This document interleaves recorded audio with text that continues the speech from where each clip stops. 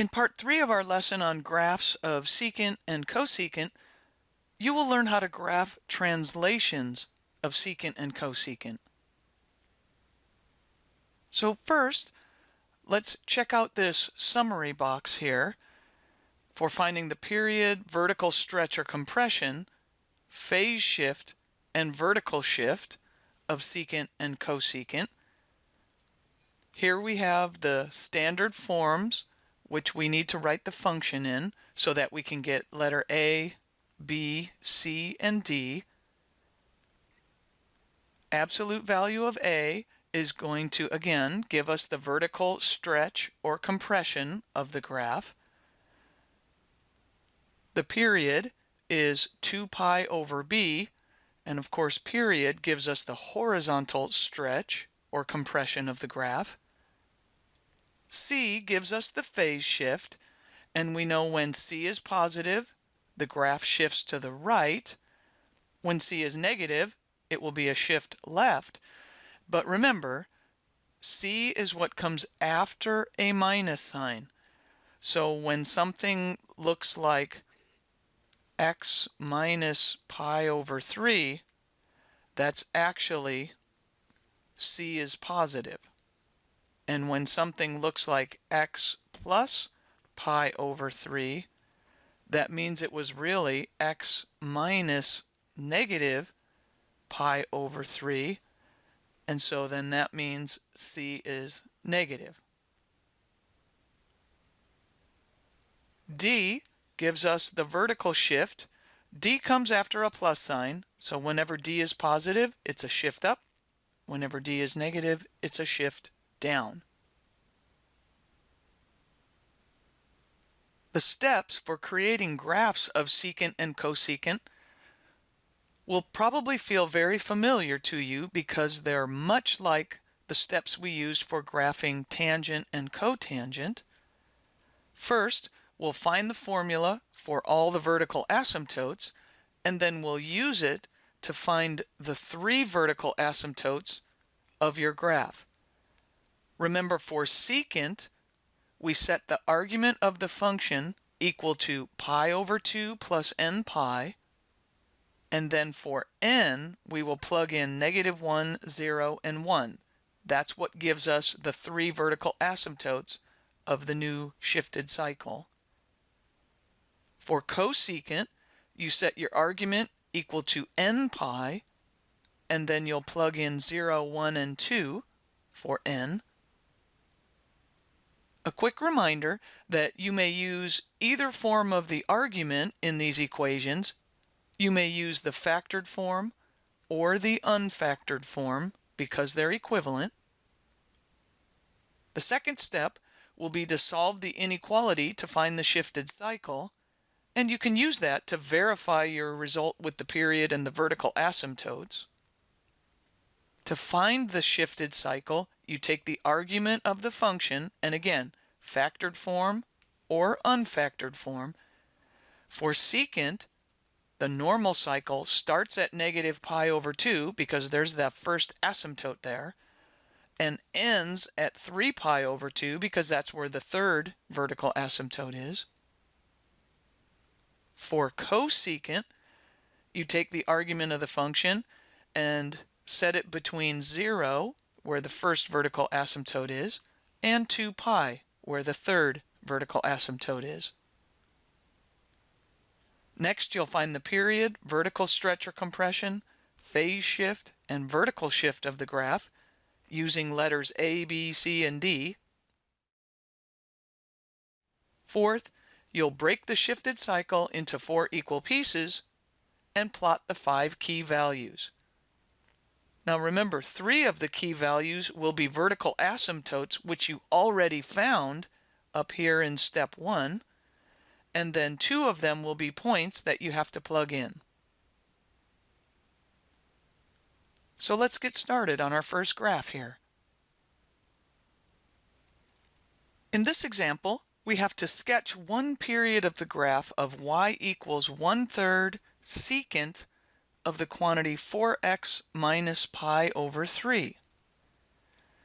So we know the first step is to find the formula for the vertical asymptotes and then use it to find the three vertical asymptotes in our graph. Now we know that when we're finding the vertical asymptotes, you always take the argument of the function and set it equal to the normal place where the vertical asymptotes happen. So the argument of our function here is 4x minus pi over 3, and the normal vertical asymptotes for secant are at pi over 2 plus n pi. So the first thing we have to do is add pi over 3 to both sides.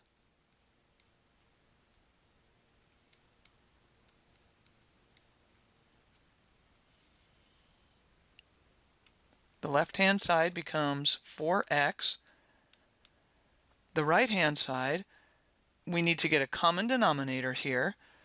We're going to need to add 3 pi over 6 plus 2 pi over 6. So we're going to get 5 pi over 6 plus n pi. So we get 4x is equal to 5 pi plus, we know our denominator is going to be 6, so we're going to need to multiply n pi by 6 over 6. N pi times 6 becomes 6n pi here.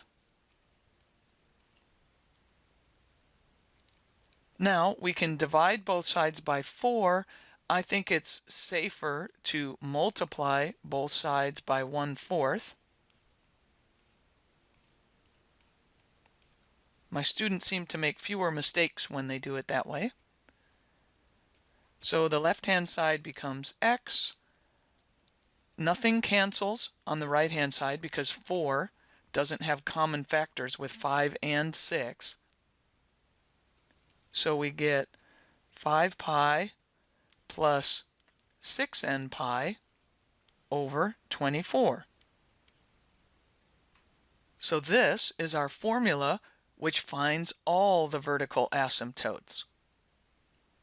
Now we want to use it to find the three vertical asymptotes of our graph. So we know we're going to be plugging in for n,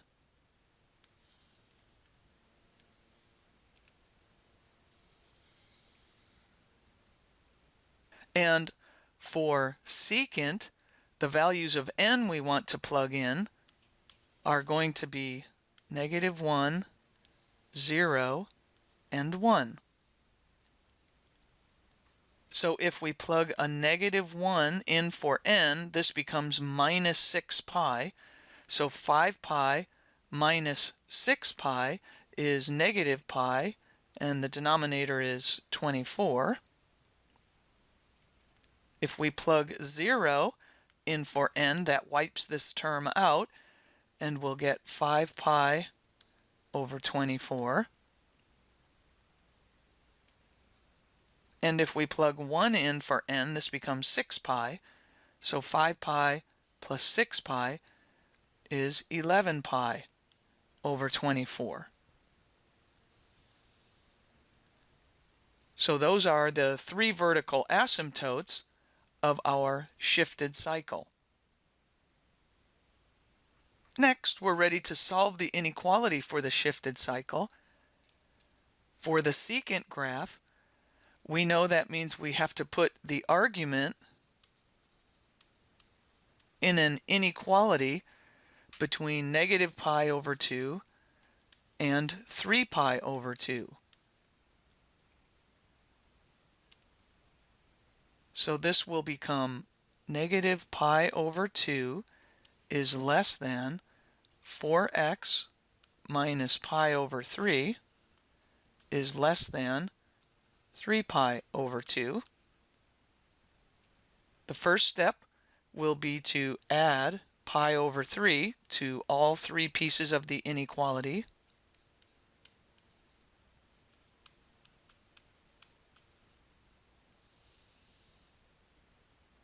The middle, the easiest part to do, we know that's going to be 4x.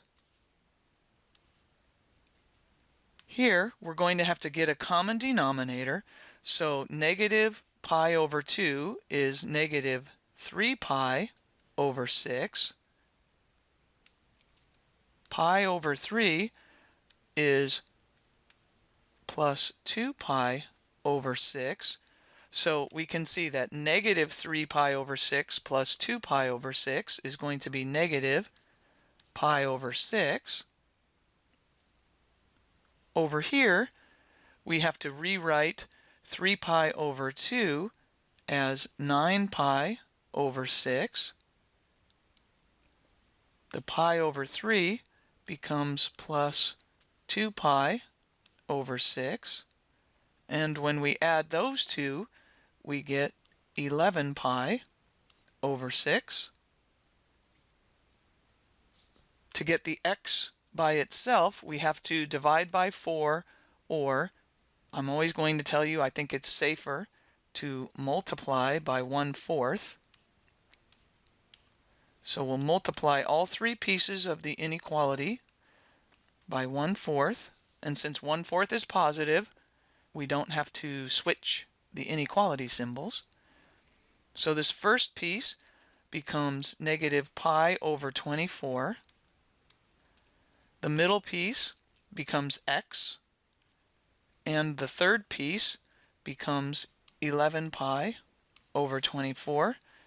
And that gives us confidence moving forward because we know that the cycle will start with the first asymptote, and that agrees with what we said the first asymptote was going to be. We know the cycle will end with the third asymptote, and that's exactly what we said was going to happen when we found our vertical asymptotes. To find all these attributes of the graph, we need to take our equation and write it into the standard form. So this will be 1/3 times the secant. We know we have to factor the 4 out of the argument, and we'll have x minus. Now remember, what you're thinking of is take each of these pieces and divide by 4. That's how this became x. Or in other words, multiply by 1/4. So when we take pi over 3 and multiply by 1/4, it becomes pi over 12. So now we can see that a is 1/3, b is 4, c is pi over 12, and d is 0. To find the period, we know we're going to do 2 pi over b, so that's going to become 2 pi divided by 4, which is pi over 2. The vertical stretch or compression is equal to the absolute value of A, which is the absolute value of 1/3, which is 1/3. So this is going to be a vertical compression. All of our y values are going to get smaller by a factor of 1/3. And also notice with the period is going to be a horizontal compression.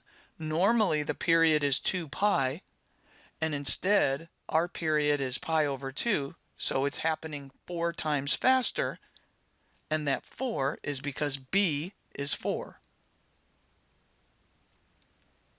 The phase shift, we know, comes from letter C, which is what's ever after the minus sign. In this case, it's pi over 12, so it's positive, which means we're going to the right. The vertical shift comes from letter D, and remember we said letter D was 0, which means there's none. The domain we get for free because we already found the formula for the vertical asymptotes. So wherever the vertical asymptotes of the graph are, that means the function cannot be there. So x cannot equal 5 pi plus 6n pi over 24. Now the range we can figure out using the vertical stretch or compression and the vertical shift. So we know that secant would start out at -infinity to -1 union 1 to plus infinity, and it will be affected by the vertical stretch or compression. So we know that the absolute value of A is 1/3, which means the range would become -infinity to -1/3 union 1/3 to positive infinity. Secondly, the range is affected by the vertical shift, but in this case, D is equal to 0, so that means our range will just be -infinity to -1/3 union 1/3 to positive infinity.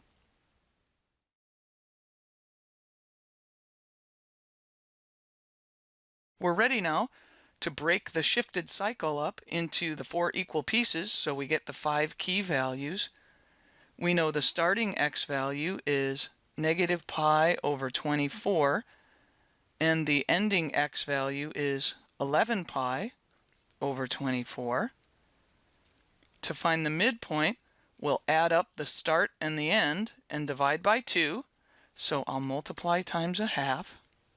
We've got -pi over 24 plus 11 pi over 24. So that's going to be half of 10 pi over 24, which is 5 pi over 24. To find the quarter point, we know we have to find the midpoint of the start and the mid, and you can always write this out, which I showed in full here, but since the denominators are the same, we could actually do this rather quickly. We know the denominator will be 24, and if we add -pi plus 5 pi, that's 4 pi. Half of 4 pi is 2 pi. Or again, it's okay to go ahead and write it out if you don't see that. To find the 3/4 point, I know my denominator is 24. 5 pi plus 11 pi is 16 pi. Half of 16 pi is 8 pi. And notice I'm not reducing these fractions here that could be reduced because I want to keep the same denominator so that making my x scale and graphing the 5 key values is easier. We're ready now to find our expected y values. We already know that -pi over 24 is a vertical asymptote. So is 5 pi over 24 and 11 pi over 24. So we only need to check the quarter point and the 3/4 point, and you can check just one of them, or to be extra sure, you could check them both. We know that normally for secant, we expect the quarter point to be 1 and the 3/4 point to be -1. Now these two y values will be affected by the fact that A is equal to 1/3 and D is equal to 0. So all we're going to have to do is take 1 times 1/3, and we get 1/3, negative 1 times a third is negative 1/3. So we will want to check at least one of these values. In this case, it probably would be pretty easy to check them both. Maybe we would do that. This first one, if we plug in 2 pi over 24, we can plug it into this version of x or this version of x. It doesn't matter which one. Now, because this has a denominator of 12, I might be tempted to use the reduced version of this, which is pi over 12. So I could plug into 1/3 secant of 4 times. Now, if we have pi over 12 that we plug in here for x and we subtract pi over 12, we're going to get 0. So this becomes 1/3 times the secant of 0. Now, you probably think easier in terms of cosine. We know the cosine of 0 is 1. The reciprocal of 1 is 1. So this is 1/3 times 1, which is 1/3, and that checked out. If we instead checked out this one, I would probably want to write that as 4 pi over 12.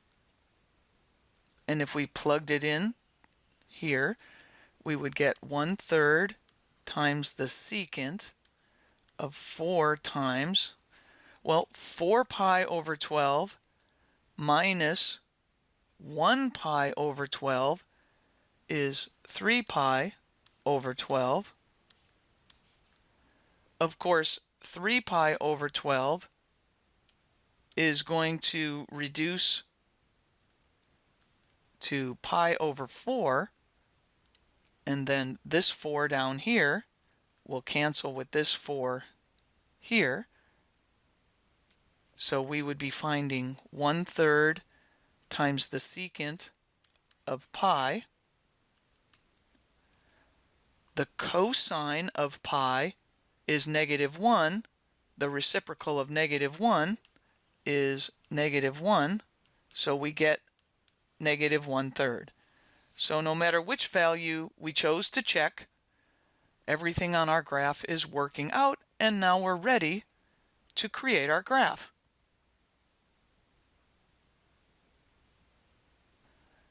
We can see that our x-scale is going to go by pi over 24s. So it starts out here at negative pi over 24. Then we would have 2 pi over 24. 3, 4, 5 pi over 24. 6, 7, 8 pi over 24. Then 9, 10, 11 pi over 24.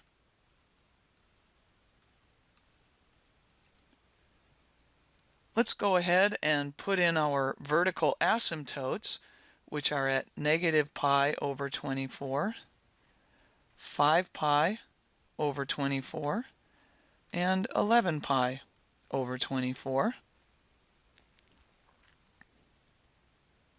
We're going to plot the point 2 pi over 24 1/3, so we have to think about our y-scale here. We have a y value of -1/3 and we have a y value of +1/3. You could use any scale, but maybe I'll go by 3s just to kind of have some room on the graph. So I'll put +1/3 here and -1/3 here. So we have to plot the point 2 pi over 24 1/3. And we know the other point is 8 pi over 24 -1/3. Now for secant and cosecant, the upper point will always be the one that opens upward and goes to positive infinity. The lower point will always be the one that opens downward and goes to negative infinity. They never cross over each other. So it will never be that this one opens down and this one opens up so that they overlap. That will never happen. There's always that separation between the two pieces of the graph.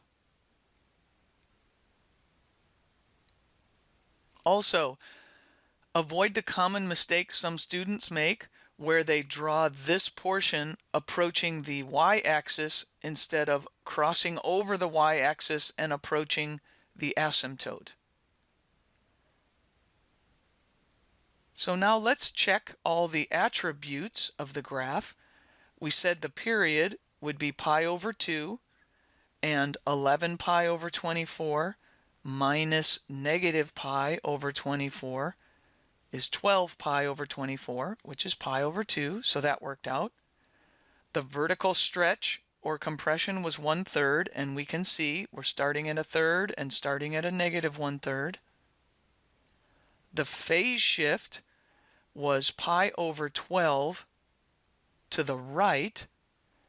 Now, when we look at the unaltered graph of secant, we know that at the y-axis, we expect to see this minimum. That first minimum value happens on the y-axis, and instead it has shifted to the right by 2 pi over 24, which is the same thing as pi over 12. So that checks out. The vertical shift was none, and we can see that the vertical center of the graph is still the x-axis, so there's no vertical shift on this graph. The domain we can see is x can't be 5 pi plus 6n pi over 24, which checks out with our vertical asymptotes. And finally, the range we expected to get was negative infinity to negative 1/3, and we can see that's happening over here. And union 1/3 to plus infinity, which is happening here. So we've successfully made this graph of y equals 1/3 secant of the quantity 4x minus pi over 3.